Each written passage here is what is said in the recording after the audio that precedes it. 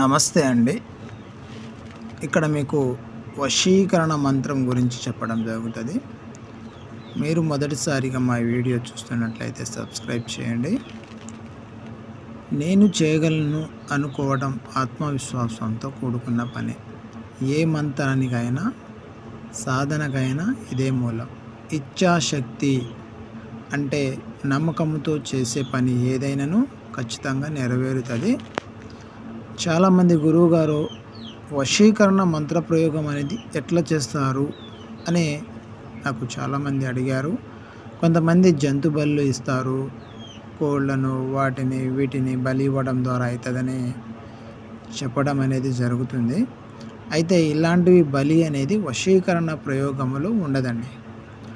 ఒక వ్యక్తిని మన వశం చేసుకోవడం కొరకు మనం చేసే మంత్ర ప్రయోగమే వశీకరణం. చాలామంది మిత్రుల్ని, అమ్మాయిల్ని వశం చేసుకోవాలని ఉంటుంది.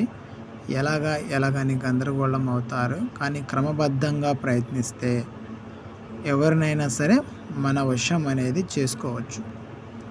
ఒక మంత్రాన్ని నియమనిష్టలతో కోరుకున్న అమ్మాయిని దక్కించుకోవడం కొరకు వాళ్ళ మీద అమితమైన ప్రేమతో, నమ్మకముతో మనస్సు లగ్నం చేస్తే ఎలాంటి వాళ్ళైనా సరే మన వశం అవుతారు. అయితే ఒక్క అమ్మాయిని మాత్రమే మనసులో ఉంచుకొని ఈ వశీకరణ ప్రయోగం అనేది చేయాలండి. ఒకటి కంటే ఎక్కువ మంది ఉంటే ఆ ప్రయోగం సిద్ధించదు. ఇక్కడ మీకు కొన్ని వశీకరణ మంత్రాలు కూడా చూపిస్తున్నాము, ఒకసారి చూడండి. తెల్ల గురువింద గింజలను వశీకరణ క్రియకు ఎక్కువగా వాడుతారు. వశీకరణ క్రియలలో మొత్తము ప్రక్రియ తెల్ల గురువింద గింజ ఎనుటలో అసహనము లేదు. అంటే వాటికి వశీకరణ శక్తి అనేది ఎక్కువ ఉంటుంది.